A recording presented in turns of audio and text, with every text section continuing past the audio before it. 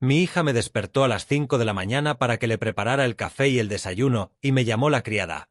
Al día siguiente fui yo quien la despertó a las 4 y le preparé un pequeño desayuno sorpresa que no olvidará jamás. Antes de continuar, suscríbete al canal y cuéntanos en los comentarios desde dónde nos estás escuchando. Los golpes empezaron en medio de un sueño que ya había olvidado. 3 golpes fuertes, luego otros 3, cada uno más alto que el anterior. Abrí los ojos en la oscuridad. El resplandor verde del reloj marcaba apenas las 5 pasadas. Los golpes siguieron, no eran el toque educado de alguien que mira si ya estás despierto, sino el martilleo exigente de quien da por hecho que deberías estarlo. Moví las piernas fuera de la cama, con el cuerpo quejándose. La noche anterior había estado cocinando casi hasta las 11. Pastel, carne, todo. Jane lo quería elegante, perfecto para unas fotos que necesitaba. Mis pies encontraron la madera fría del suelo. Papá, levántate, necesito café y desayuno ya, tengo una reunión importante en 1 hora. La voz de Jane atravesó la puerta, tan afilada como los golpes. Me puse la bata y abrí. Estaba allí, con un pijama de seda, de esos con las costuras hechas a mano que atrapaban la luz del pasillo como el agua. Tenía los brazos cruzados y en su expresión no había rastro de disculpa. Jane, estuve cocinando hasta tarde anoche, ¿puede esperar 1 hora? Sus ojos se entornaron. Papá, vives aquí gratis. Haz tu trabajo de ayuda doméstica o búscate otro sitio donde quedarte. Las palabras quedaron flotando entre nosotros. Vives aquí gratis. La ayuda. Me quedé allí, con la mano aún en el pomo de la puerta, intentando entender lo que acababa de oír. Esta casa, la que yo había comprado en 1997 con mi primer cheque de comisión de verdad. La misma que refinancié para ayudar a Jane con su divorcio. Mi casa. Pero ella ya se había dado la vuelta, regresando a su habitación. La seda susurraba al rozarse mientras caminaba. Bajé las escaleras con la mano deslizándose por la barandilla que yo mismo había lijado y barnizado 15 años atrás. En el salón, Cory estaba tirado en el sofá, con la pantalla del móvil bañándole la cara de luz azul. No levantó la vista, no reconoció mi presencia, solo siguió deslizando el dedo, en círculos interminables. Cuando encendí las luces de la cocina, me hicieron daño en los ojos. Empecé la coreografía de siempre. Huevos de la nevera, mantequilla de la mantequillera, granos de café del congelador. Mis manos conocían el trabajo sin necesidad de pensar. Cascar 3 huevos. Batir hasta que el amarillo quede liso. Calentar la sartén hasta que una gota de agua corra por la superficie. Mientras la mantequilla se derretía, intenté recordar cuándo empezó todo. La voz de Jane resonó en mi memoria. Solo 2 o 3 meses hasta que volvamos a levantarnos. Eso fue en primavera, hace 2 años. Había perdido el piso. Algo del casero vendiendo el edificio. Necesitaba un lugar donde quedarse. Temporal, dijo. Yo me ofrecí enseguida. Era mi hija. Por supuesto que podía quedarse. La sartén de la tortilla, la misma que había usado todas las mañanas durante meses, cientos de veces, quizá miles. Había dejado de contar hacia el 6.º mes, cuando Gracias desapareció del vocabulario de Jane. Vertí los huevos y los vi extenderse y burbujear en los bordes. Añadí champiñones, queso, hierbas frescas del jardín que yo seguía cuidando. La doblé a la perfección, como había aprendido en un programa de cocina que veía antes de que mis mañanas se convirtieran en servir desayunos antes del amanecer. El molinillo de café chilló. Medí el café molido, puse en marcha la máquina. El olor llenó la cocina. Tostado oscuro, del caro, el que prefería Jane. Lo había comprado el día anterior junto con la nata orgánica que le gustaba, la que costaba el doble que la normal. Emplaté la tortilla con la precisión que aprendí vendiendo coches durante 35 años. La presentación importa. Los detalles importan. El adorno colocado justo en su sitio. Las tostadas cortadas en diagonal. El café servido en su taza favorita. Jane bajó exactamente 1 hora después de haber aporreado mi puerta. Se había duchado, vestida con lo que ella llamaba su casual profesional, otro conjunto que costaba más que mi presupuesto mensual de comida. Se sentó a la mesa, sacó el portátil y empezó a teclear antes incluso de que sus dedos tocaran el tenedor. Me quedé de pie junto a la encimera, mirando. Dio un bocado sin dejar de escribir, luego otro. Sus ojos nunca se movieron de la pantalla. Sin reconocimiento, sin gracias, ni siquiera una mirada en mi dirección. Los huevos están pasados. Esfuérzate más la próxima vez. Lo dijo sin levantar la vista, sin parar de teclear, simplemente lo soltó como si comentara el tiempo que hace. Volví a subir las escaleras con las piernas más pesadas que cuando había bajado. De reojo, Cory seguía tirado en el sofá, desplazándose por la pantalla. Seguía sin hablar, sin moverse, salvo por ese dedo eterno. Cuando llegué a mi dormitorio, cerré la puerta tras de mí. No fue un portazo, solo el clic suave del pestillo encajando. Me senté al borde de la cama y miré mis manos. Estaban firmes. Eso me sorprendió. Esperaba que temblasen, algún signo visible de lo que acababa de romperse dentro de mí. Pero estaban quietas, perfectamente quietas. Y, en algún lugar del pecho, algo frío y nítido empezaba a tomar forma. Subí las escaleras, sintiendo la alfombra hundirse bajo cada paso. Arriba, cerré la puerta de mi habitación, y el clic del pestillo sonó definitivo. Absoluto. Me senté al borde de la cama, el colchón hundiéndose ligeramente bajo mi peso. Mis manos todavía retenían el calor de la cocina. Abajo, las teclas de Jane repiqueteaban en ráfagas rápidas. La reunión importante, aquella para la que yo había sido convocado como servicio. Saqué el móvil de la mesita de noche y abrí la aplicación de notas. No para desahogarme ni para quejarme, sino para calcular. 35 años vendiendo coches me habían enseñado una habilidad esencial: conocer los números. Saber siempre exactamente con qué estás lidiando.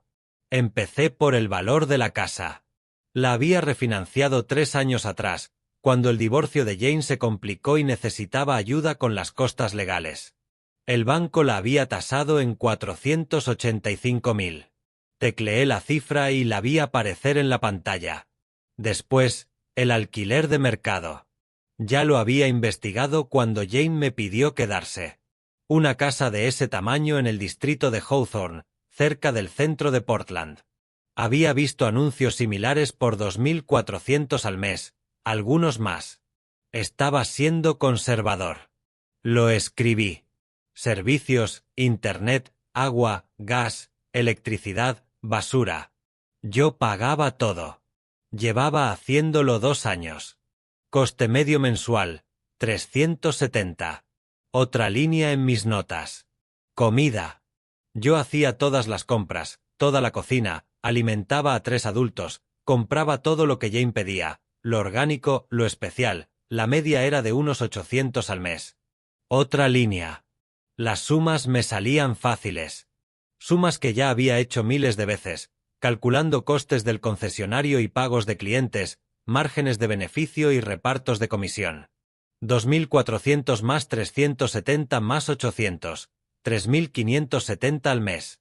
Multiplicado por 24 meses, $85.680. Me quedé mirando la cifra y añadí el impuesto de propiedad y el seguro que yo seguía pagando. De media anual, otros 120 al mes. Recalculé. 87.560. Dejé el móvil sobre las piernas, lo volví a coger. El número no había cambiado. La voz de Jane emergió otra vez en mi memoria. No la de esta mañana, sino la de hace 2 años, a comienzos de primavera, cuando los cerezos estaban en flor en el parque. Estaba sentada en mi mesa de la cocina, con el rímel corrido de tanto llorar. Solo 2 o 3 meses, papá, hasta que volvamos a ponernos en pie. De verdad te lo agradecemos. Recuerdo haber asentido, haber dicho, claro, toma el tiempo que necesites. Recuerdo su abrazo, breve pero genuino. Ese abrazo sincero tenía una fecha de caducidad que yo no había visto. La primera semana me daba las gracias por la cena. El primer mes ayudaba a veces con los platos. Al sexto mes empezó a pedirme comidas específicas. ¿Puedes hacer ese salmón con la salsa? Sin, por favor. Solo con la expectativa de que lo haría. Al primer año empezó a dejar sus platos sucios en la mesa para que yo los recogiera. Los de Cory también.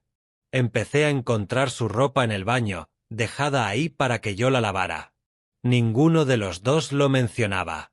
Ninguno lo pedía. Las tareas simplemente aparecían y yo las hacía.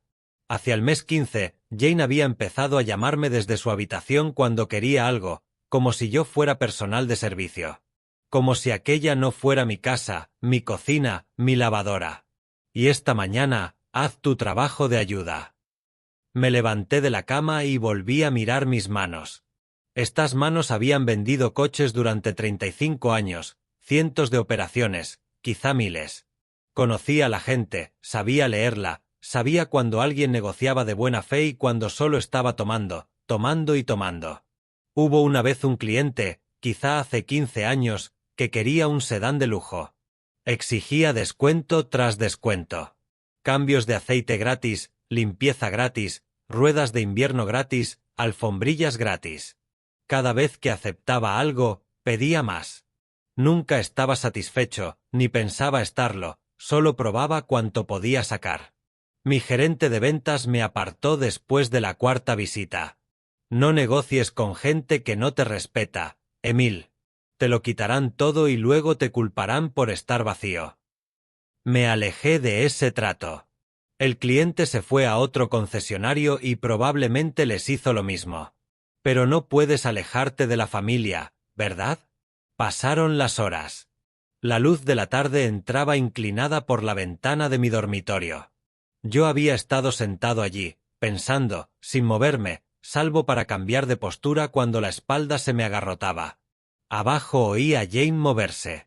Oí la nevera abrirse y cerrarse. Papá, tengo hambre, ¿puedes hacer esa pasta con champiñones y haz suficiente para Cory? Su voz subió por las escaleras, exigente, condescendiente. Antes de esta mañana, ese tono me habría hecho bajar corriendo, pidiendo perdón por no anticiparme a sus necesidades.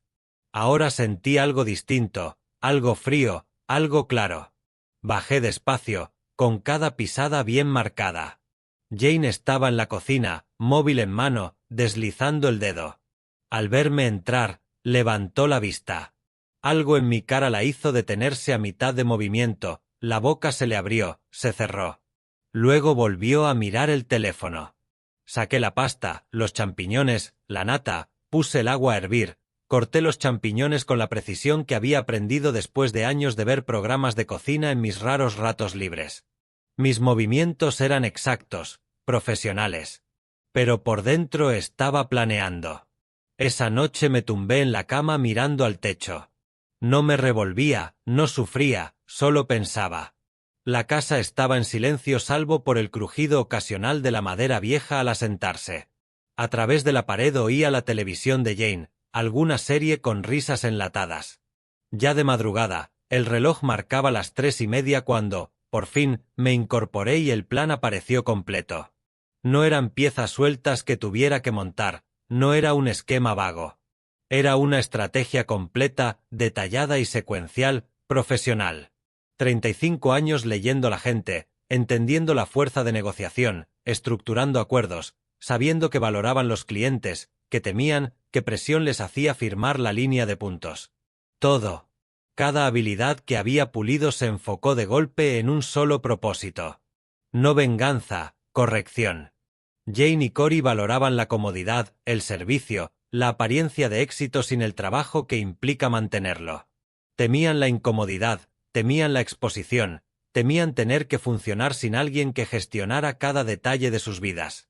El primer paso estaba claro, cristalino, mostrarles que se siente realmente al ser servidumbre. Luego documentarlo todo. Luego presentar la factura. Puse la alarma para antes del amanecer y me volví a tumbar. Por primera vez en 2 años, quizá más, me dormí con propósito, no por agotamiento. La alarma me arrancó del sueño horas antes del amanecer. No fue un sobresalto, la había puesto esperando ese sonido. Me vestí en la oscuridad, con movimientos deliberados, casi ceremoniales. Pantalón de vestir, camisa abotonada, la misma ropa de presentación que llevaba para las ventas importantes de coches. Esto era importante. Me planté ante la puerta del dormitorio de Jane y Cory, con la mano levantada. Dentro, un leve ronquido. La casa tenía ese silencio profundo que solo existe en las horas que casi nadie ve. Golpeé fuerte 3 veces, y luego otras 3.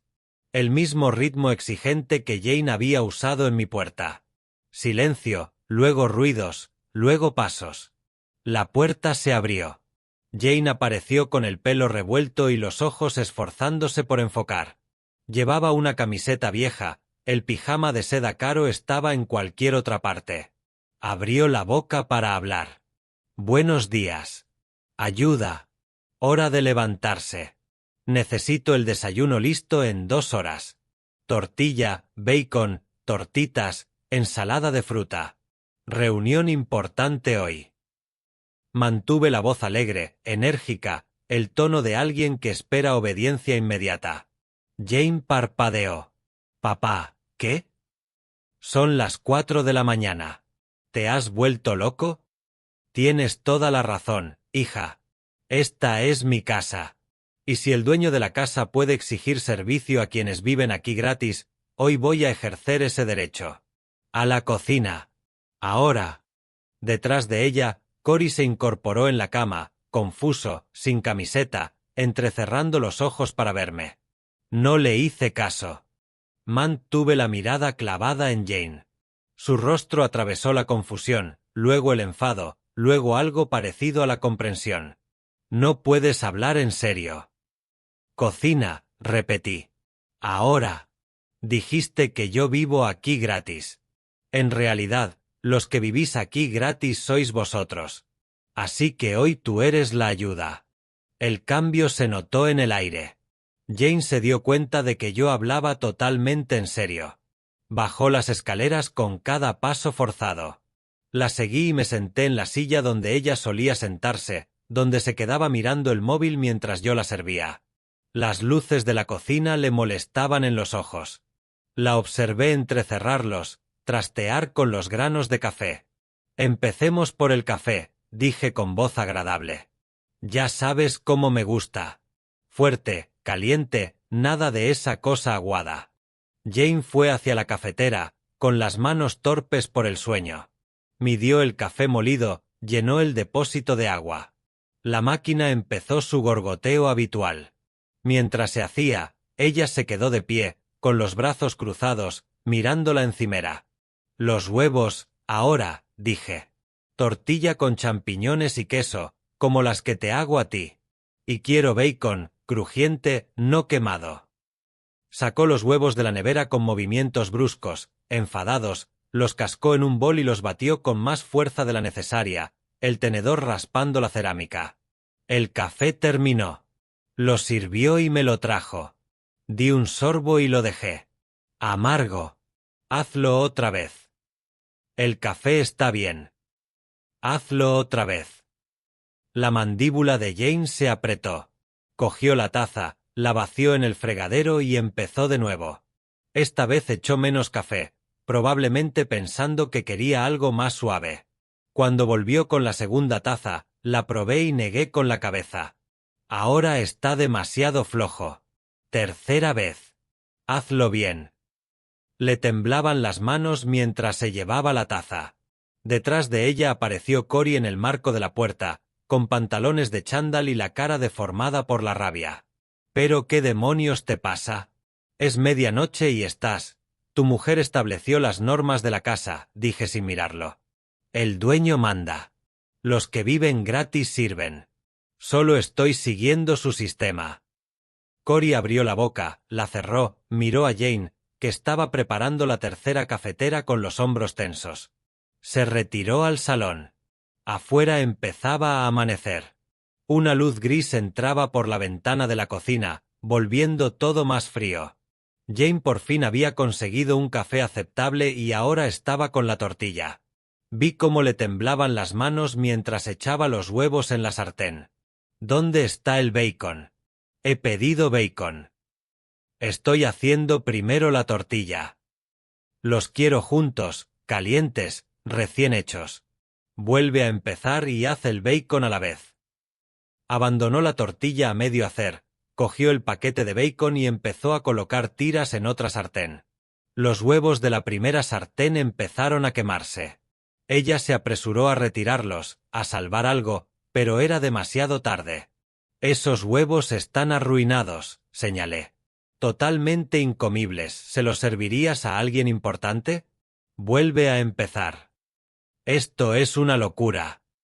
Vuelve a empezar. El tiempo se estiraba. La cocina se llenó del olor a huevos quemados y bacon pasado. La cara de Jane había pasado del enfado al agotamiento. Tenía los ojos enrojecidos. Había reiniciado la tortilla 3 veces. Cada vez algo salía mal. Demasiada sal, se rompía al doblarla, cruda por dentro. ¿Dónde está la ensalada de frutas?, pregunté. Sigo esperando. Sacó fruta de la nevera, fresas, uvas, melón cantalupo. Sus manos tropezaban con el cuchillo, cortando trozos demasiado grandes, demasiado irregulares. Los echó en un bol y me lo empujó. La presentación importa, dije. Esto se ve descuidado, como si no te importara la persona a la que sirves. La voz de Jane se quebró. ¿Por qué me haces esto? ¿Por qué estás siendo cruel? Dejé caer el tono alegre de mi voz y la miré directamente. Ahora ya sabes cómo me he sentido yo 600 mañanas seguidas. Acuérdate de esta sensación. Me levanté y cogí las llaves del coche del mostrador. La tortilla que por fin había conseguido terminar estaba en la mesa, aceptable pero imperfecta. No la había tocado. Jane se quedó allí, temblando, no de frío, sino de agotamiento, de furia y de algo más, vergüenza, quizá reconocimiento. La cara se le desmoronó, pero no podía decir si era por dolor o por rabia, y, sinceramente, no me importaba. Fui hasta la puerta principal y la abrí. El aire de primera hora de la mañana estaba frío, limpio. A mi espalda la voz de Jane subió de tono, algo entre un grito y un sollozo. Pero ya no distinguí las palabras. Me subí al coche, me acomodé en el asiento y arranqué el motor.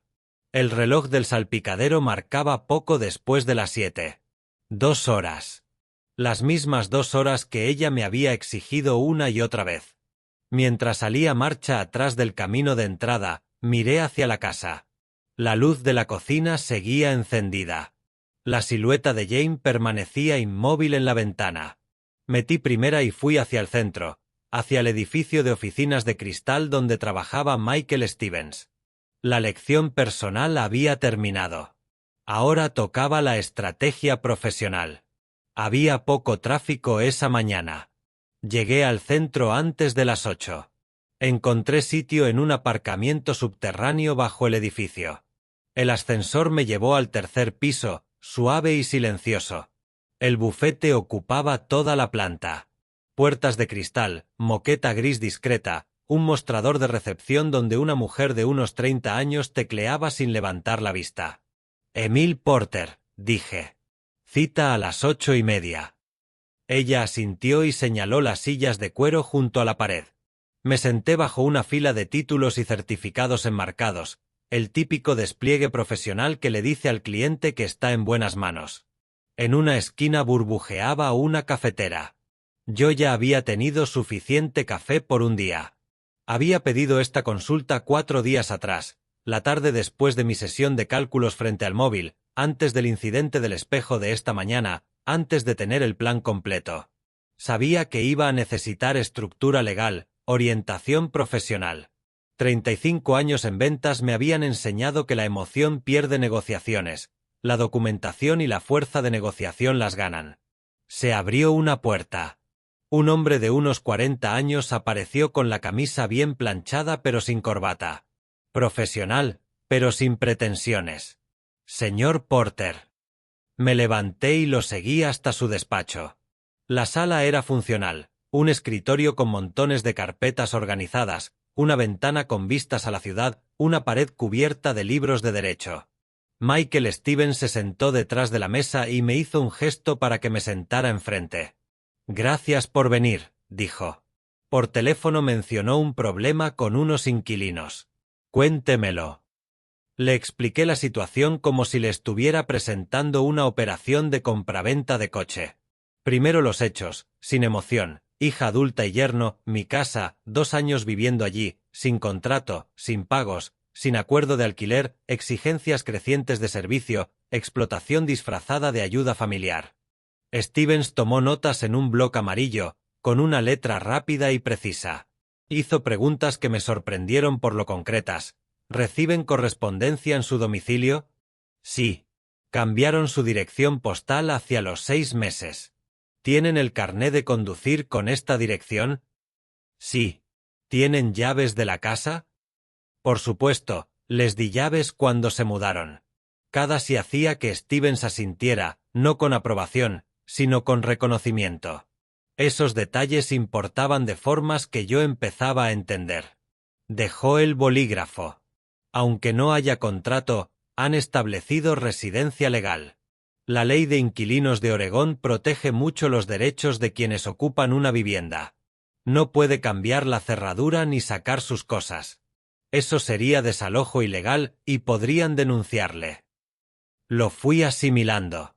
Entonces, en mi propia casa, ¿estoy legalmente atado de manos para sacar a gente que no paga y no es bienvenida? No está atado, pero tiene que seguir el proceso, dijo. Aviso por escrito. 30 días mínimo en Oregón. Si se niegan a irse cuando venza el plazo, se presenta una demanda formal de desahucio. Hay una vista. Si el juez falla a su favor, el alguacil ejecuta el desalojo. Plazos, de 2 a 3 meses como mínimo, quizá más si ellos se oponen. Costes, las tasas judiciales son unos cuantos cientos. Mis honorarios dependen de la complejidad, pero un desahucio estándar suele empezar alrededor de $2,000. Puede subir si ellos lo combaten de verdad. Asentí despacio. Ya esperaba que fuera difícil, pero era más complejo de lo que había imaginado. Más caro, más largo. Stevens siguió hablando, con la voz firme y medida. Podrían presentar denuncias por acoso, intentar conseguir una orden de alejamiento que me impidiera entrar en partes de mi propia casa, podrían decir que estoy creando un entorno hostil. Los hijos adultos, en estas situaciones, suelen usar la simpatía familiar como un arma. ¿Qué tengo que hacer?, pregunté. Documentarlo todo.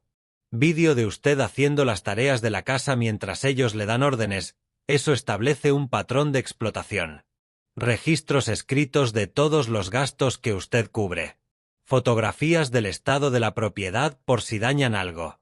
Pruebas de cualquier amenaza o comportamiento agresivo. Se inclinó hacia adelante. Le recomiendo instalar un timbre con cámara. Crea registros con fecha y hora que demuestran los patrones de residencia y su presencia constante como propietario. También le protege si ellos afirman que usted nunca está o que ha abandonado la casa. Pensé en esos timbres Ring que había visto en anuncios. ¿Cuánto cuesta? El modelo básico ronda los 180. Instalarlo usted mismo es fácil. Empiece a grabar hoy mismo. Stevens giró hacia su ordenador y empezó a teclear. Voy a redactar ahora mismo una notificación formal. Les daremos 3 opciones claras. Sus dedos volaban sobre el teclado mientras hablaba. Opción 1. Firmar un contrato de alquiler por $1,800 al mes. Eso incluye suministros y gastos compartidos de la casa, por debajo del precio de mercado en su zona, lo cual demuestra que usted está siendo razonable. Opción 2. Comprar la mitad de la propiedad. Según el valor actual, aproximadamente $240,000, eso los pone en la escritura y los hace legalmente responsables del impuesto de la vivienda y del mantenimiento. La mayoría no tendrá ese capital, pero ofrecerlo demuestra buena fe. Y opción 3. Abandonar la vivienda en 30 días. Hizo una pausa y levantó la vista de la pantalla. También está lo que llamamos dinero por llaves. Usted les ofrece dinero para que se vayan de forma voluntaria, normalmente unos pocos miles. Evita la batalla judicial, le ahorra honorarios legales y meses de estrés, casi siempre sale más barato a la larga. Lo valoré de forma fría, unos cuantos miles ahora frente a meses de honorarios de abogado y guerra emocional. ¿Cuánto suele funcionar? Depende del caso. Entre 3 y 5.000 es habitual. Algunos ofrecen más para acelerar el proceso. Stevens imprimió el documento y me lo pasó al otro lado de la mesa. El lenguaje era formal, preciso, sin emoción. 3 opciones, cada una explicada con claridad. Plazo de 30 días, líneas de firma al final. Cuando entregue esto, dijo Stevens, espere escalada. Los hijos adultos, en estos casos, suelen acusar de maltrato a mayores, girar al resto de la familia en contra del padre, publicar en redes sociales presentándose como víctimas, llamar a la policía con denuncias falsas. Usted tiene que protegerse. ¿Cómo? Nunca esté solo con ellos durante las confrontaciones. Tenga siempre un testigo, un amigo, un vecino, incluso puede contratar a alguien. Grabe todas las interacciones. En Oregón rige el consentimiento de una sola parte para las grabaciones, lo que significa que usted puede grabar conversaciones sin que ellos lo sepan. Mantenga la calma en todo momento. Sus estallidos emocionales ayudarán a su causa, no a la suya. Proteja documentos importantes, objetos de valor, cualquier cosa que puedan destruir o robar. La gente se vuelve destructiva cuando se siente acorralada. Me estudió el rostro. ¿Tiene usted un lugar alternativo donde quedarse si esto se pone feo? ¿Algún sitio seguro? No lo había pensado. Yo daba por hecho que me quedaría en mi propia casa. Stevens negó con la cabeza. A veces una retirada táctica es una estrategia. Si la situación se vuelve violenta o empiezan a dañar la propiedad, es mejor irse temporalmente y dejar que el proceso legal siga su curso. No les dé munición quedándose dentro del ambiente tóxico. Doblé la notificación y la guardé en el bolsillo interior de la chaqueta. El papel pesaba más de lo que debería. Primer paso, pregunté. Entregar la notificación hoy. Su reacción nos dirá qué tan dura va a ser esta pelea. Guarde una copia para usted. Si puede, consiga que firmen reconociendo la recepción. Y luego esperamos 30 días. Si no eligen ninguna opción, presentamos la demanda de desahucio. Me levanté y le di la mano. Profesional, firme. El apretón de 2 hombres que entienden que esto es un asunto de negocios, no un drama familiar. Una cosa más, añadió Stevens. Cuando se nieguen, y probablemente lo harán, no reaccione con emoción. No discuta. Limítese a documentar su negativa y déjeme el resto a mí. Salí de su despacho, tomé el ascensor hacia abajo y crucé el aparcamiento hasta mi coche. El sobre con la notificación formal descansaba en el bolsillo de mi chaqueta. Su peso se sentía como el de un arma cargada. Me senté al volante, con el motor apagado, sosteniendo el sobre. Afuera, la ciudad se movía a mi alrededor, la gente iba al trabajo, el tráfico crecía, la mañana avanzaba. Sabía cuál era el siguiente movimiento: conducir a casa, presentar las opciones, ver la reacción de Jane y Cory. La lección del espejo había sido personal. Esto era legal, profesional. La guerra de verdad estaba a punto de empezar. Las semanas siguientes me transformaron en documentalista de mi propia explotación. El timbre RIN, atornillado junto a la puerta con 4 tornillos, se convirtió en mi testigo silencioso. Cada vez que Jane gritaba desde arriba, cada vez que Cory dejaba platos sucios para que yo los recogiera, la cámara grababa. Mi móvil acumuló 47 vídeos. Cada uno mostraba el mismo patrón, ellos mandando, yo obedeciendo. 2 semanas después de ver a Stevens, conduje hasta una notaría en el centro. La mujer del mostrador me vio firmar 3 copias de la notificación formal, estampó su sello en cada una y añadió su firma. El relieve del sello la hacía oficial, legal, vinculante. El sobresellado iba en el asiento del copiloto durante el camino de vuelta. La luz de la tarde de primavera entraba de lado por el parabrisas.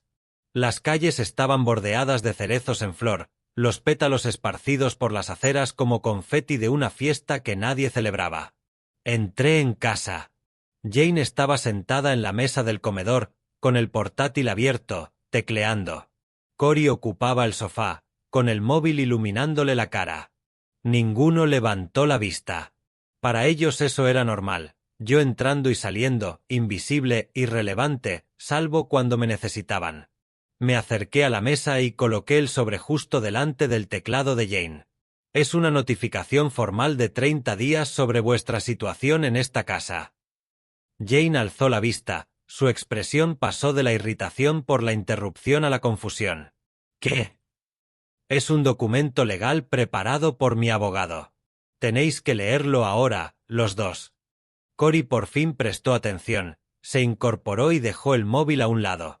Jane cogió el sobre y rompió el sello con más fuerza de la necesaria. Desplegó el papel y sus ojos recorrieron el texto. Observé cómo su cara cambiaba, la confusión se transformó en comprensión, luego en shock, luego en furia. ¿Nos estás echando? ¿De verdad vas a tirar a tu propia hija a la calle? Mi voz se mantuvo estable. Profesional. Os estoy dando 3 opciones. Opción 1. Firmar un contrato de alquiler, 1.800 al mes más la mitad de los suministros. Eso está por debajo del precio de mercado en este barrio. La risa de Jane fue áspera, cortante. No podemos pagar eso. Opción 2. Comprar el 50% de la casa. 242.500. Eso os convierte en copropietarios, responsables de impuestos y mantenimiento. Cory ya estaba de pie, con el cuerpo en posición desafiante, los hombros cuadrados. Eso es una locura, ¿de dónde vamos a sacar esa cantidad de dinero? Lo miré directamente. Opción 3. Encontrar otra vivienda en un plazo de 30 días. La habitación quedó en silencio, solo se oía el zumbido del frigorífico y el ruido lejano del tráfico. Cory probó otra táctica, la intimidación. ¿Sabes la imagen que va a dar esto de ti? Un padre cruel que abandona a su familia cuando más lo necesita. Me voy a asegurar de que todo el mundo lo sepa. Tus amigos, tus vecinos, las redes sociales, todos verán qué clase de persona eres. Saqué el móvil, abrí la carpeta con los vídeos y les mostré la pantalla. 47 miniaturas, cada una con ellos en mi casa tratándome como si fuera el servicio. Tengo 47 grabaciones. Mandándome, llamándome ayuda, tratándome como un sirviente en mi propia casa. Dile lo que quieras a quien quieras. Yo les enseñaré esto. Jane se quedó mirando la pantalla. La cara se le quedó sin color. No sabía, no sospechaba que yo estaba documentándolo todo. Intentó otra táctica, la voz se le suavizó y los ojos se le llenaron de lágrimas. Papá, somos familia, ¿de verdad vas a elegir una casa por encima de tu propia hija? Lo sentí, el tirón de décadas siendo su padre, el instinto de consolar, de arreglarlo, de sacrificarme. Pero entonces recordé esa palabra, ayuda. Las 600 mañanas. El agotamiento y la explotación disfrazados de obligación familiar. Estoy eligiendo dignidad en lugar de dejar que me exploten.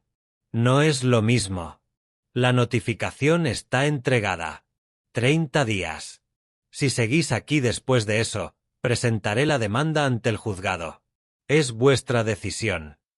Cogí mi copia de la notificación y volví a mi habitación. A mi espalda, la voz de Jane me siguió, fría ya, sin rastro de lágrimas. Te vas a arrepentir. Cerré la puerta, me senté en la cama y escuché sus voces a través de la pared, apagadas, furiosas, tramando algo. Que tramasen lo que quisieran. Yo había seguido cada requisito legal. Steven se había ocupado de eso. Los días siguientes convirtieron la casa en territorio hostil. Jane y Cory dejaron de fingir cualquier civismo. No me hablaban salvo en frases cortas y secas. Muévete. Necesito eso. Estás en medio. Ocupaban las zonas comunes a propósito cuando yo las necesitaba. Yo quería hacer la cena. Jane se adueñaba de la mesa de la cocina con papeles por todas partes. Quería ver las noticias. Cory se quedaba el televisor del salón con videojuegos violentos a todo volumen. Jane empezó a cocinar platos elaborados, pasta con ingredientes caros, pollo asado, postres caseros, y dejaba la cocina hecha un desastre, ollas en el fuego, sartenes por la encimera, harina en todas las superficies. Cocinaba, comía, se iba y pasaba junto a mí sin decir nada mientras yo miraba el caos. Cory ponía música alta por la noche, graves tan fuertes que hacían vibrar las paredes. Cuando llamaba para pedirle que la bajaba 10 minutos y luego volvía a subirla. Pero no se iban. No mencionaban el plazo, ni buscar pisos, ni firmar contratos, ni comprar parte de la casa. Estaban esperando que yo cediera, que dijera que no hablaba en serio, que les rogara que se quedaran y todo volviera a ser como antes. Cuando llegó la fecha límite, exactamente 30 días después, me desperté y la puerta de Jane seguía cerrada, el coche de Cory seguía en la entrada. La casa estaba silenciosa, desafiante en su quietud. Me senté en la mesa de la cocina con mi café y cogí el móvil, busqué el número del despacho de Stevens. El teléfono sonó un par de veces antes de que contestara la recepcionista, profesional, eficiente. Despacho de Michael Stevens. Soy Emil Porter. Necesito hablar con el señor Stevens para presentar la demanda de desahucio. Un momento, por favor. La música de espera era clásica, calmada. Miré por el pasillo hacia sus puertas cerradas. Ellos creían que habían ganado por aguantar. Pensaban que elegiría la paz por encima del principio, la comodidad por encima de las consecuencias. Estaban a punto de descubrir lo contrario. Stevens confirmó los siguientes pasos durante esa llamada. El plazo se había cumplido. Tocaba ejecutar. No un desalojo ilegal, sino presión estratégica. Presión legal. La clase de presión que obliga a los adultos a comportarse como adultos. A la mañana siguiente me senté con el portátil en la cocina, con la luz temprana entrando por la ventana. Entré en la cuenta del proveedor de Internet, mi nombre, mi tarjeta, mi contrato. Fui al apartado de gestión de servicio y pulsé suspender servicio. La pantalla de confirmación preguntó si estaba seguro. Pulsé que sí. La wifi de la casa murió. En menos de 15 minutos, Cory salió del dormitorio con el móvil en la mano, la frustración evidente en cada gesto. Tecleaba la pantalla con rabia, se paseaba por distintas habitaciones buscando señal. Se ha ido Internet. Sorbí mi café sin levantar la vista del periódico. No, lo he desconectado. Ese contrato estaba a mi nombre. Lo he cancelado. Se quedó mirándome. No puedes hacer eso. Necesitamos Internet para trabajar. Podéis contratar vuestro propio servicio. Cualquier compañía os da opciones. La instalación suele tardar de 3 a 5 días laborables. Se le enrojeció la cara. Abrió la boca, la cerró. Quería discutir, pero no encontraba la forma. Volví a mi periódico. Se volvió a la habitación dando portazos. Primer punto de presión aplicado. A mediodía ya había hecho otros cambios. Puse un pequeño cierre con combinación en la nevera. No en todo, solo en las baldas con mi comida, los huevos que yo compraba, el queso, las verduras, las sobras de mis platos. Guardé mi pasta, mi arroz, mis conservas, mi café, todo lo de la despensa, en cajas que subí al armario de mi dormitorio. Jane descubrió el cierre cuando fue a buscar ingredientes para comer. Lo toqueteó, intentó abrirlo, no pudo. Me encontró en el salón leyendo. ¿Has cerrado la comida con un candado? ¿Lo dices en serio? No levanté la vista del libro. He cerrado con llave mi comida. Sois adultos con ingresos.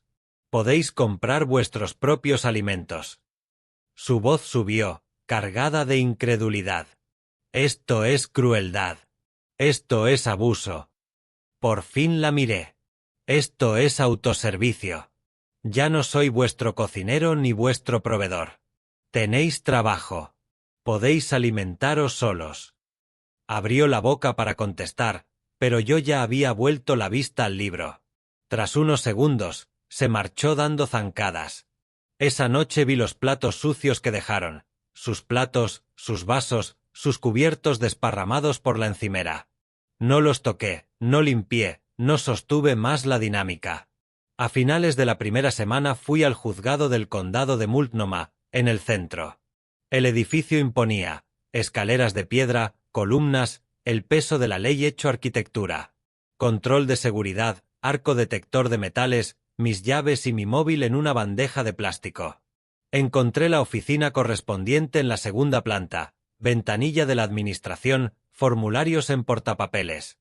Rellené la demanda de desahucio, la figura se llamaba posesión indebida y desalojo. El lenguaje era frío, impersonal, justo lo que esta situación necesitaba. La funcionaria tramitó la tasa, $121. Selló los documentos con eficacia mecánica, me dio un número de expediente y me explicó el calendario. El juzgado fijaría una vista en un plazo de 3 a 4 semanas. Jane y Cory recibirían la notificación oficial por medio de un agente judicial, que se la entregaría en mano. Tomé el recibo, lo doblé con cuidado y lo guardé en la cartera. A partir de ese momento era un asunto público, un caso judicial, expediente 25-CB Monsu 847. Real, imposible de negar. Cuando volví a casa, Cory estaba en la cocina, comiendo comida para llevar directamente del envase mientras seguía mirando el móvil. No mencioné la demanda. Que se enteraran cuando el agente llamara a la puerta. A la mañana siguiente encontré mi taza favorita hecha añicos en el suelo de la cocina. Trozos de cerámica por todo el suelo. Esa taza había sido un regalo de mi difunta esposa, de hacía 20 años. El dibujo estaba desgastado de tantos lavados, pero era insustituible. Cory estaba cerca, con el móvil en la mano fingiendo escribir un mensaje. «Uy, perdón, ha sido un accidente». Su tono no sonaba a disculpa. Sonaba satisfecho. El pecho se me encogió. Era la taza que había usado cada mañana durante 2 décadas. Pero no reaccioné con emoción, no le di el gusto. Saqué el móvil, fotografié los fragmentos desde varios ángulos y luego abrí la aplicación del timbre. Busqué la grabación de la hora. Allí estaba, con hora y fecha, Cory caminando hasta la encimera, mirando la taza, tirándola al suelo con un manotazo. Nada de accidente, pura rabia. Guardé el vídeo y lo miré. Tengo imágenes de ti rompiendo mi propiedad a propósito. Voy a añadir esto al expediente como prueba de comportamiento destructivo. Su satisfacción se evaporó. No había pensado en las cámaras. A finales de esa semana mi móvil sonó. En la pantalla vi el nombre de Linda, la hermana de mi difunta esposa, la tía de Jane. La mujer que había ayudado a criar a mi hija cuando su madre murió. Su voz sonaba contenida, medida. «Emil, he hablado con Jane. Está muy alterada. Dice que quieres dejarle sin hogar». Había previsto ese movimiento, Jane reclutando familia, usando la compasión como arma. Entiendo que esté alterada, ¿quieres escuchar mi versión? Quiero pasar mañana por casa y ver la situación con mis propios ojos. Mañana por la tarde está bien. Estaré aquí. Al día siguiente Linda llegó puntual a las 2. Abrazó a Jane y escuchó su relato entre lágrimas. Padre cruel, desahucio de repente, sin sitio a dónde ir, sin aviso. Jane actuó bien, lágrimas en el momento justo, voz quebrada en los puntos clave. ¿Puedo hablar con Emil a solas?, pidió Linda. En la cocina, con la puerta cerrada, le enseñé el móvil, los vídeos, a Jane dándome órdenes, llamándome ayuda, a Cory ignorándome por completo, el patrón de explotación registrado durante semanas. Luego le mostré los números, $87.560 en 24 meses. La notificación formal con 3 opciones razonables. Su negativa a elegir ninguna. La cara de Linda cambió a medida que lo veía todo. La compasión se recolocó, tomó otro rumbo. Cuando se fue, Jane la esperaba en el salón, segura, convencida de que su tía se pondría de su parte y me haría entrar en razón, parar todo este asunto legal. Linda la abrazó otra vez y le puso las manos en los hombros. «Cariño, tu padre ha sido más que justo. Has tenido 2 años de vivienda gratuita en una casa que vale $500,000. Tienes que buscar tu propio lugar donde vivir». La cara de Jane se desmoronó, pero no de pena, sino de rabia ante lo que sintió como traición. Su última aliada en la familia acababa de cambiar de bando. Linda se fue. Jane se quedó en la entrada, mirando cómo el coche desaparecía. Yo observaba desde la ventana de la cocina. Cuando Jane se volvió hacia la casa, en su rostro ya no había lágrimas, solo cálculo frío. Pasó a mi lado sin decir palabra. Al fondo del pasillo, su puerta se cerró con una suavidad deliberada, más amenazante que un portazo. Cogí el recibo del juzgado del mostrador. Expediente 25 CB 847. La citación para la vista llegaría en cuestión de días. La maquinaria legal estaba en marcha, indiferente a las emociones, obediente solo al procedimiento. Fui hasta el calendario de la pared y no marqué nada. El sistema seguiría su propio calendario. La fecha de la vista llegó por fin un martes por la mañana, cuando la primavera empezaba a convertirse en verano. Conduje hasta el centro por las mismas calles de siempre, aparqué en el mismo garaje que había usado la primera vez que vi a Stevens. Las escaleras del juzgado se me hicieron más empinadas que antes, o quizá era el peso de lo que iba a pasar. Stevens me esperaba en el vestíbulo, breve apretón de manos. Llevaba una corbata distinta, azul marino con finas rayas plateadas, su armadura profesional. ¿Lo tiene todo? Me di una palmada en la carpeta bajo el brazo. Extractos bancarios, vídeos, la notificación notariada, fotografías de la destrucción deliberada de Cory, 2 años de explotación reducidos a pestañas ordenadas. El ascensor nos llevó al tercer piso. El pasillo frente a la sala tenía bancos de madera, otras personas esperando sus casos, conversaciones en voz baja, el olor institucional de los edificios antiguos, cera de suelos, aire reciclado y la ansiedad acumulada de miles de disputas. Nos sentamos. Stevens repasó en voz muy baja los puntos clave, solo para que yo lo oyera. Al fondo se abrió una puerta. Jane y Cory aparecieron. Sin abogado. Sus caras tensas, crispadas. Jane llevaba un vestido discreto, claramente elegido para dar imagen de persona vulnerable. Cory se había afeitado, pantalones de vestir y camisa abotonada, disfraces para su actuación. El alguacil cantó el número de nuestro caso. Stevens se levantó primero. Lo seguí hacia el interior de la sala. Era más pequeña de lo que imaginaba, nada que ver con los juicios de la televisión. No había jurado, ni una gran galería de público, solo paneles de madera, el estrado elevado de la jueza al frente, una taquígrafa en su sitio con su teclado silencioso, luces fluorescentes que daban a todo un tono ligeramente apagado. Me senté en la mesa del demandante. Stevens se acomodó a mi lado y abrió el maletín con eficacia matemática. Al otro lado del pasillo, Jane y Cory se sentaron en la mesa de los demandados. La silla vacía a su lado hacía más evidente la falta de abogado. En pie. Entró la jueza, una mujer de unos 50 años, gafas colgando de una cadena, expresión neutra y profesional. Se sentó, hojeó brevemente el expediente. Se trata de una acción por posesión indebida y desahucio. Porter contra Porter, Hunter y Hunter. Alzó la vista. Señor Porter, aparece representado por su abogado. Demandados, comparecen por su cuenta. Jane asintió. La seguridad que mostraba en el pasillo ya se empezaba a resquebrajar. La jueza le hizo un gesto. Señora Hunter, exponga su postura. Jane se levantó. La voz le tembló justo lo necesario, vulnerabilidad ensayada. Señoría, este es mi padre. Llevamos 2 años viviendo en su casa porque necesitábamos ayuda después de una época muy difícil, y ahora quiere echarnos. A su propia familia a la calle, sin ningún lugar donde ir. La voz se le quebró con mucha convicción. A su lado, Cory añadió su parte. Nosotros no causamos problemas. Solo intentamos salir adelante. La familia debería ayudar a la familia. La jueza escuchó sin mostrar reacción, tomando notas con un bolígrafo que solo dejaba oír un leve rasguño sobre el papel. Yo vi a Jane repetir la misma manipulación que había usado conmigo durante 24 meses. Pero los juzgados no funcionan con emoción, funcionan con pruebas. Letrado. La jueza se volvió hacia Stevens. Él se puso en pie, tranquilo y metódico. Cuando habló, su voz tenía autoridad profesional sin arrogancia. Señoría, los demandados invocan dificultades familiares, pero las pruebas cuentan otra historia. No existe ningún contrato de alquiler entre las partes. No se ha realizado ningún pago de ningún tipo.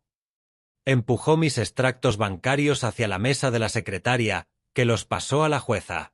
El señor Porter entregó una notificación formal con 3 alternativas razonables: contrato de alquiler a precio inferior al mercado, opción de compra de una parte de la vivienda o salida voluntaria.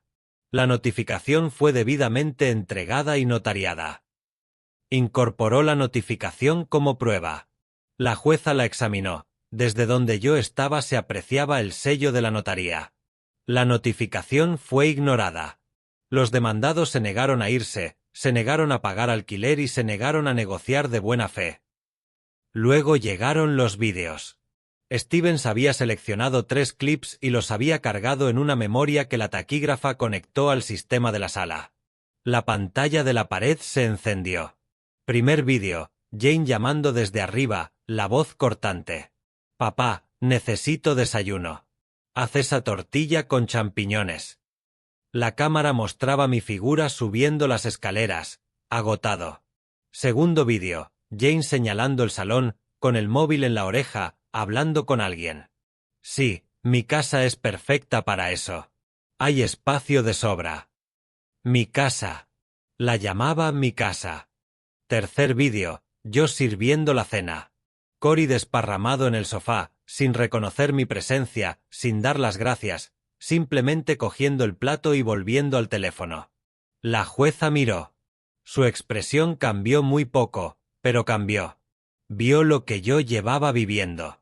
Luego, el vídeo del timbre, Cory acercándose a la encimera, mirando la taza de mi difunta esposa, tirándola al suelo a propósito, la cerámica estallando, su expresión satisfecha al apartarse. Los demandados han dañado la propiedad del señor Porter y han creado un entorno hostil. Stevens presentó el cálculo económico. Durante 24 meses, el señor Porter ha proporcionado vivienda, suministros y comida gratuitos por un total de $87.560. Los demandados no han contribuido nada y han rechazado opciones razonables para regularizar su ocupación. La jueza se quitó las gafas y miró directamente a Jane y Cory. El tribunal aprecia un claro establecimiento de residencia sin acuerdo legal, ausencia de pago de alquiler o de contribución a los gastos y voluntad expresa de no abandonar la vivienda tras una notificación adecuada. Su voz sonaba firme, con autoridad. El señor Porter ha demostrado una paciencia extraordinaria y una acomodación más que razonable. Me miró un segundo, con algo parecido a un reconocimiento, y volvió a centrarse en Jane y Cory. Los demandados deberán desalojar la propiedad no más tarde del 30 de junio, o el sheriff ejecutará una orden de restitución y los expulsará a ustedes y a sus pertenencias por la fuerza. La vista queda concluida. El mazo golpeó. El sonido fue definitivo, absoluto. La cara de Jane se quebró. Abrió la boca para hablar, pero la jueza ya estaba recogiendo los papeles, pasando al siguiente caso. Cory se quedó rígido, dejando que la realidad cayera sobre él. Stevens recogió sus documentos con movimientos precisos. «Victoria limpia», murmuró. Salimos por la puerta lateral. En el pasillo, Jane estaba apoyada en la pared, llorando. Lágrimas de verdad esta vez, no de teatro. Cory se mantenía a su lado, con el rostro en blanco, en shock. Pasé por delante de ellos hacia el ascensor. No me detuve, no presumí, solo caminé. El sistema legal había hablado. Lo que quedaba era ejecución. Aquella noche, al volver a casa, la casa se sentía distinta. Seguía ocupada, pero legalmente era mía otra vez. Las palabras de la jueza habían cambiado algo fundamental en el aire. Jane salió de su habitación para la cena, en silencio, con los ojos enrojecidos de tanto llorar. Preparé mi propia comida. Pasta sencilla, solo para uno. Ella se quedó en el marco de la puerta de la cocina, mirándome. El silencio entre nosotros se estiró como algo físico. Hablé con naturalidad, sin mirarla. La semana pasada me reuní con el abogado que lleva mi testamento. Lo he actualizado. La cabeza de Jane se levantó de golpe. Después de pensarlo mucho, he decidido que, cuando yo muera, la casa irá a la fundación del albergue de personas sin hogar. Hacen un buen trabajo. Gente que de verdad necesita ayuda. Jane se quedó pálida. ¿Qué? Entonces sí la miré.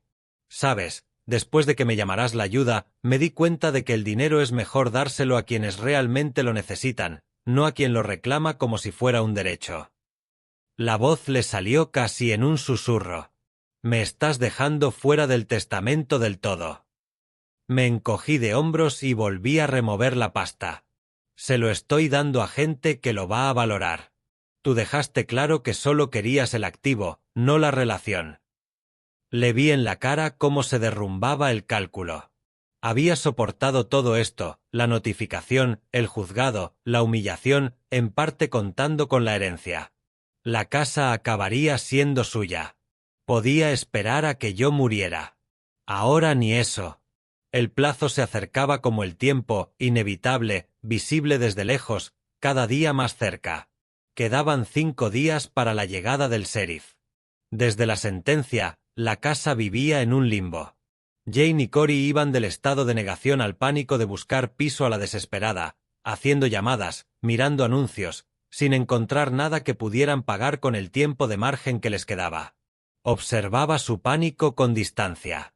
Yo había preparado una última opción, el dinero por llaves que Stevens había mencionado meses antes. No por generosidad, por pragmatismo. $8.000 para cerrar esto en limpio eran más baratos que un desalojo con sheriff, los posibles daños a la propiedad durante la expulsión, el espectáculo de sus cosas en mi césped con los vecinos mirando, la naturaleza pública de las consecuencias.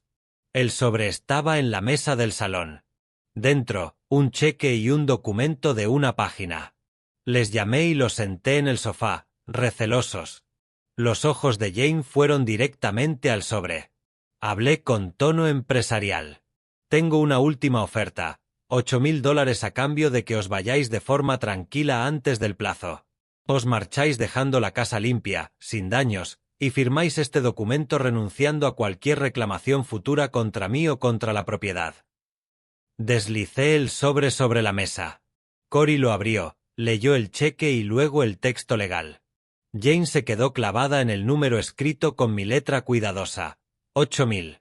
La voz le salió llena de incredulidad. Esta casa vale $500,000 y nos ofreces 8.000. Asentí. La casa es mía. 8.000 os cubre el primer mes de alquiler y la fianza de un piso nuevo. Es ayuda, no indemnización. Cory recuperó algo de aplomo e intentó negociar. Hazlo 20.000 y nos vamos mañana. Corte limpio, sin problemas. 8.000. Esa es la oferta. La voz de Jane se enfiló como un cuchillo. Tienes todo este dinero, toda esta propiedad, y solo nos das 8.000. Somos tu familia. La familia no se llama la ayuda. La familia no explota a alguien durante 2 años sin aportar nada. 8.000 es más que generoso, teniendo en cuenta que me debéis más de 87.000. No es negociable. La mandíbula de Cory se tensó. Cruzó una mirada con Jane. Ella calculaba, se veía en el movimiento de sus ojos, en la tensión alrededor de la boca. Querían más. Siempre habían querido más, pero el tiempo y las opciones se les acababan. Jane jugó su última carta. Su voz ya no fingía, estaba dura. Bien. Niega ayudar a tu propia hija. Me encargaré de que todo el mundo lo sepa. Redes sociales, vecinos, todos sabrán qué clase de padre eres. Que abandonas a tu familia y eliges el dinero sobre la sangre. Ya me lo había amenazado antes, pero ahora la desesperación se filtraba en la amenaza, la hacía menos efectiva, más hueca. Cogí el móvil, abrí la carpeta de vídeos y les mostré la pantalla. 63 grabaciones ya. Tú ordenándome, llamándome sirviente, tratándome como un objeto. Publica lo que quieras. Yo publicaré esto. ¿Con quién crees que se quedará la gente? ¿Con el padre mayor explotado en su propia casa o con la hija adulta que vivió 2 años a su costa? En la pequeña pantalla los vídeos empezaron a reproducirse en secuencia. Sus voces, sus caras, sus exigencias de derecho quedaron preservadas con una claridad incómoda. Jane miró la pantalla, viendo cómo su última arma quedaba neutralizada. Cory miró el cheque, luego a Jane, haciendo números. Él era el pragmático. 8.000 era mejor que 0, mejor que la llegada del sheriff, que la humillación pública, que empezar desde nada. Pero el orgullo de Jane sangraba. «Quédate con tu dinero». Se levantó de golpe. «No necesitamos tu caridad». Se fue hacia su habitación. Cory dudó unos segundos, mirando el cheque en la mesa, y la siguió. No los llamé, no intenté convencerlos. Guardé de nuevo el sobre en el cajón del escritorio. Habían elegido el orgullo sobre el pragmatismo. El sheriff ejecutaría la orden exactamente en la fecha prevista. Escribí un mensaje a Stevens: han rechazado la oferta. Proceda con la ejecución de la orden. Su respuesta llegó en minutos. Confirmado. Sheriff programado para el día 30 a las 9. Los días que quedaban pasaron lentos y fríos. La casa contenía la respiración. Vi cómo aumentaba el movimiento. Cajas en el pasillo, armarios abiertos, cajones vacíos. Jane y Cory estaban haciendo las maletas, pero despacio, a regañadientes, como si moverse más lento pudiera retrasar lo inevitable. La noche antes de la llegada del sheriff me quedé tumbado en la cama escuchando movimiento abajo. Pasos. El sonido de cajas arrastradas, puertas de coche abriéndose y cerrándose. La velocidad cambió de pronto, un empujón final. Cajones abriéndose y cerrándose, voces, la de Jane urgente y apagada, la de Cory en susurros cortantes. Un portazo, luego silencio, luego más pasos. Me levanté y fui a la ventana. Su coche seguía en la entrada, con el maletero abierto, cajas y bolsas apiladas en los asientos de atrás. Mientras miraba, Cory salió con más cosas, una lámpara, una bolsa de basura llena de ropa. Más viajes. Jane apareció con perchas llenas de vestidos. Cory con un monitor y la torre del ordenador. Se movían con una eficacia frenética, cargando todo lo que podían. Cerca de medianoche, los ruidos cesaron. Esperé, escuchando. La casa quedó en silencio. Me levanté otra vez. La puerta de su habitación estaba abierta. Miré dentro. Vacía. Cama sin sábanas, armario abierto y desnudo, cajones sacados y abandonados. Se habían llevado lo esencial, ropa, aparatos, objetos personales, dejando muebles, algunas cajas aún llenas, el rastro de sus 2 años de ocupación. Se habían ido a oscuras, evitando la mañana, evitando la vergüenza de ver al sheriff ejecutar la orden con los vecinos como testigos, evitando la exposición pública de las consecuencias. La casa volvía a ser mía, por fin, del todo. Volví a la cama, pero no me dormí enseguida. Me quedé allí en la quietud, acostumbrándome a un tipo nuevo de silencio, el de una casa vacía. Sin tensión en el aire. Sin presencia hostil al final del pasillo. Solo espacio. Mi espacio. Al amanecer me levanté e hice café. Solo una taza. Me quedé en la cocina viendo la luz entrar por la ventana.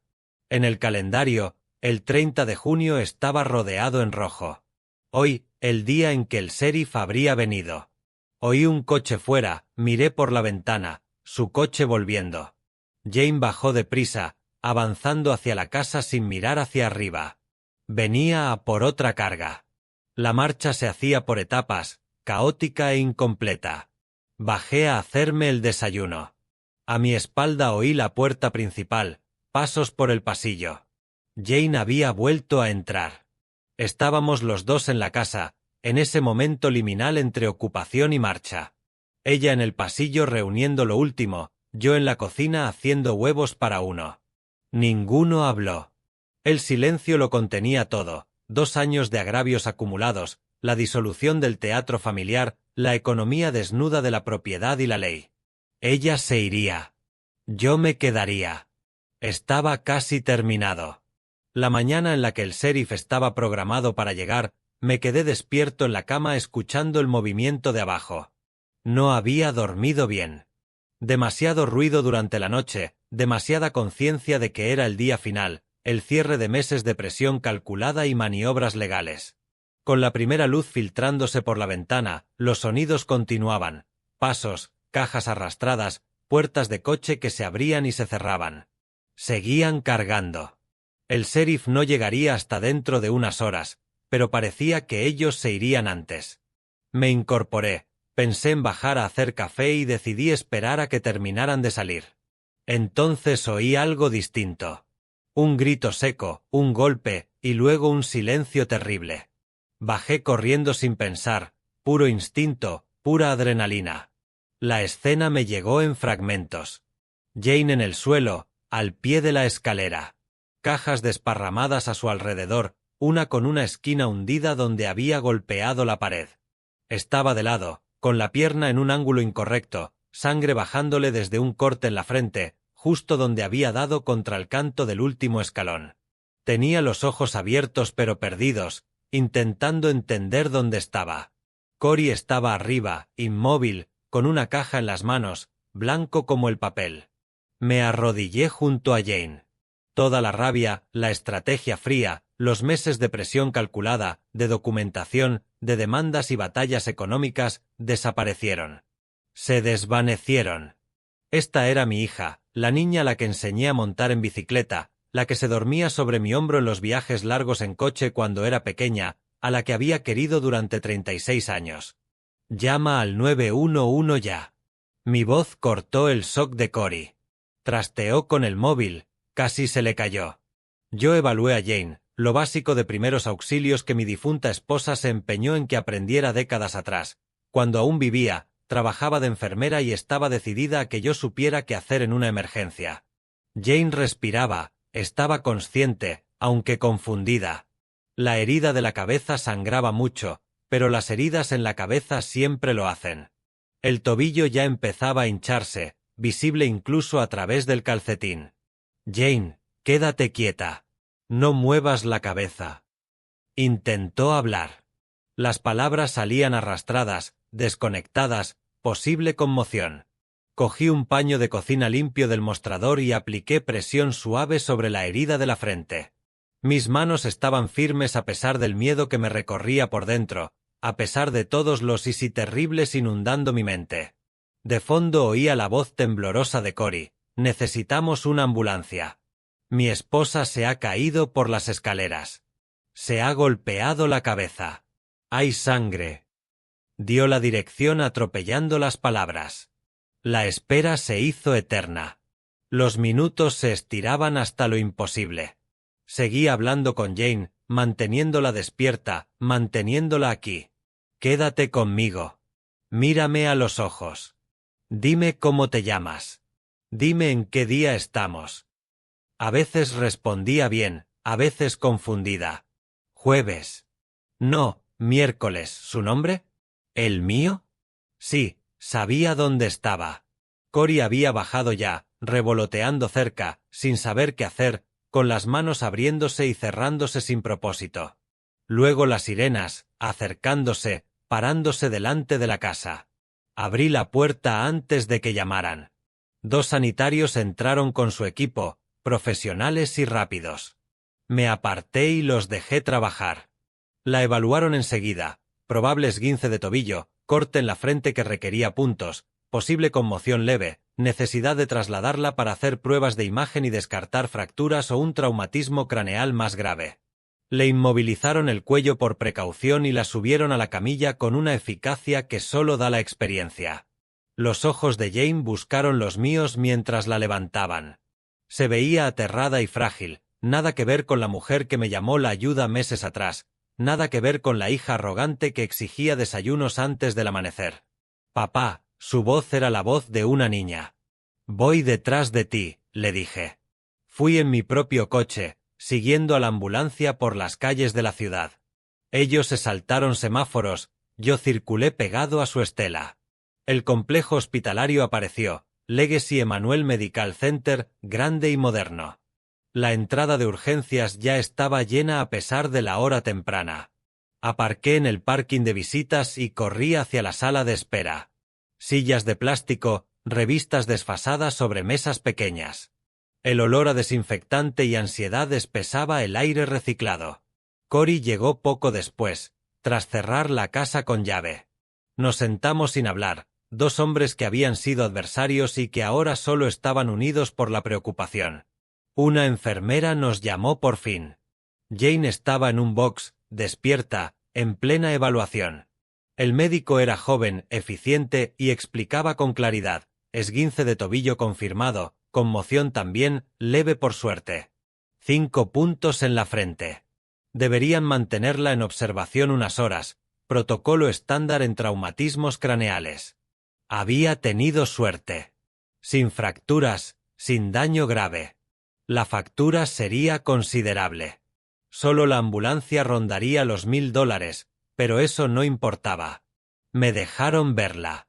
Jane estaba tumbada en la cama, con un vendaje blanco muy visible en la frente, el tobillo vendado y elevado, un suero en el brazo. Al verme entrar, se le llenaron los ojos de lágrimas. No eran lágrimas de rabia ni de manipulación, era otra cosa: vergüenza, lucidez, comprensión. Papá, la voz se le rompió. Me senté en la silla junto a la cama y le cogí la mano sin pensarlo, sin planearlo. Era mi hija, y estaba herida, y en ese momento nada más importaba. El desahucio, el juicio, los 2 años de explotación se fueron al fondo, como ruido lejano. Ella me apretó la mano como si se estuviera ahogando. Lo siento muchísimo. Te traté fatal. Fui horrible. Fui muy horrible contigo. Se me cerró la garganta. Le apreté la mano. Cory estaba en la puerta y, por primera vez en 2 años, parecía de verdad humano, asustado, avergonzado, presente. Las lágrimas de Jane se fueron calmando. Cory se acercó más, entrando en la habitación en lugar de quedarse al borde. El goteo del suero marcaba los segundos con pequeños clics. Los sonidos del hospital se colaban por la puerta, voces lejanas, pitidos de monitores, pasos. La voz de Jane bajó, cansada por el llanto, la medicación y el miedo. ¿Cuándo puedo ir a casa? Me di cuenta de que ya no tenía una casa clara. Ese día se ejecutaba el desahucio. Sus cosas estaban a medias en el coche. No tenían a dónde ir. Miré a mi hija, vendada, vulnerable, por fin realmente arrepentida, y sentí como algo fundamental se movía dentro de mí. La estrategia había terminado. La guerra se había acabado. Lo que viniera después sería otra cosa. Por la tarde el médico dio el alta. Tras horas de observación, sus constantes seguían estables. La confusión se había despejado. La conmoción era lo bastante leve como para poder tratarla en casa. La enfermera de alta nos dio instrucciones: reposo, hielo para el tobillo, vigilar dolor de cabeza o náuseas, revisión en 1 semana. La acompañó en silla de ruedas hasta la salida, política del hospital, aunque con ayuda podría haber cojeado. Yo acerqué el coche a la puerta.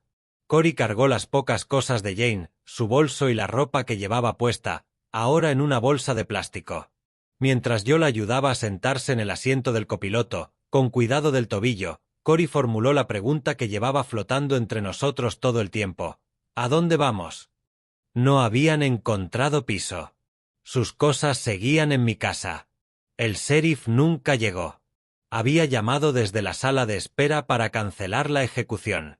No contesté de inmediato, concentrado en acomodar a Jane y ajustar el cinturón para que no rozara el vendaje. «A casa. Volvéis a la casa», dije al fin. El trayecto fue en silencio. Jane se durmió contra la ventanilla, mareada por los analgésicos. Conduje por las calles de siempre, de vuelta al barrio, y entré en mi garaje. Desde fuera todo era igual que antes, pero las cajas visibles tras las ventanas recordaban la mudanza interrumpida, congelada a mitad de huida. Ayudé a Jane a entrar, con Cory sosteniéndola por el otro lado. La acomodamos en el sofá del salón, con almohadas bajo el tobillo y una manta sobre las piernas. Fui a buscarle hielo envuelto en una toalla para la inflamación. Cuando estuvo instalada, Cory empezó a hablar, seguramente para preguntar cuánto duraría esto, qué condiciones habría, pero levanté la mano. 2 semanas, sin pagar nada, mientras Jane se recupera. Después hablaremos de lo que viene. En la cara de Cory se mezclaron alivio y dudas. Jane, medio dormida, murmuró algo que sonó a gracias. En los días siguientes la casa encontró un nuevo ritmo, extraño, más silencioso, más respetuoso. Jane, confinada al sofá, tenía tiempo para pensar. La veía observarme de otra manera, sin calcular qué sacar de mí, sin dar por hecho mi servicio, sino mirándome de verdad. La tercera noche le llevé una taza de té. Estaba incorporada, con un vendaje más pequeño y el tobillo menos hinchado. «Papá, siéntate conmigo». Me senté en el sillón. Su voz era baja, cuidadosa. Cuando mamá murió, sentí que el mundo me debía algo. Como si mereciera una compensación por la pérdida. Y tú estabas ahí, eras bueno conmigo, y yo simplemente me aproveché. Te convertí en el blanco de todo lo que me daba rabia. Cory se unió a la conversación. Se sentó en el suelo, cerca del sofá, una postura inconscientemente humilde, nada que ver con la forma en que antes se tiraba en mis muebles. Yo me acomodé, admitió. Todo era fácil, gratis. Dejé de esforzarme, dejé de ser un adulto de verdad. Me dejé empeorar. Escuché sin interrumpir. Eso era lo que yo quería, no solo que se fueran, sino que entendieran lo que habían hecho. Jane siguió, con la voz cargada de emoción. Tú no fuiste cruel, papá. Me enseñaste lo que yo te estaba haciendo, aquella mañana que me hiciste servirte el desayuno. Por fin sentí lo que tú sentiste durante 2 años, estar sin poder ser utilizado. La voz se le quebró. Me da vergüenza. Me da tanta vergüenza en lo que me convertí. Mi respuesta fue medida, sin rabia. Te quiero, Jane. Te quiero desde el momento en que naciste. Pero querer a alguien no significa aceptar que te explote. Amar no equivale a dejar que te traten como una cosa. Hice una pausa, escogiendo bien las palabras. Me llamaste la ayuda en mi propia casa. Cogiste mi bondad y la convertiste en servidumbre. Necesitaba mostrártelo, no para hacerte daño, sino porque de otra forma nunca lo habrías entendido. Jane asintió, con lágrimas de nuevo. Yo no disfruté nada de esto, continué. Ni el proceso legal, ni la presión, nada me dio satisfacción. Pero necesitaba recuperar mi dignidad, y tú necesitabas aprender que familia no significa acceso ilimitado a los recursos y la paciencia de otra persona. A mediados de julio, cuando Jane ya podía caminar sin ayuda, estaban listos para irse. Les ayudé a encontrar un piso modesto en Gresham, asumible con sus ingresos combinados, 1.650 al mes, algo que podían pagar ellos solos. El día de la mudanza les ayudé con las cajas, pese a que Cory insistía en que podía solo. El ambiente era distinto, sin hostilidad ni rencor, algo parecido al respeto. Cuando estuvieron colocados en su nuevo hogar, se creó una nueva dinámica. Jane llamaba cada semana, preguntaba si podía venir. A veces cenábamos juntos, de forma sencilla y cómoda. Yo cocinaba, pero ahora ellos ayudaban. Ahora daban las gracias. Ahora traían vino, postre o flores para la mesa. A finales de agosto, con el verano acercándose a su fin, Jane vino a tomar café una mañana. Nos sentamos en la misma mesa de la cocina donde, tiempo atrás, ella se sentaba con el móvil mientras yo la servía sin recibir ni una mirada. Ahora entiendo por qué mamá te quería tanto, dijo. Eres bueno, pero no eres débil. ¿Sabes la diferencia? Sonreí. La primera sonrisa auténtica en meses. Algo cálido y real que no había sido posible durante la Guerra Fría de estrategias, documentos y juzgados. Solo he protegido mi dignidad, respondí. Y todo el mundo debería hacerlo. Jane sonrió también y estiró la mano para apretar la mía. Fuera, la luz de la mañana se filtraba entre los árboles del jardín.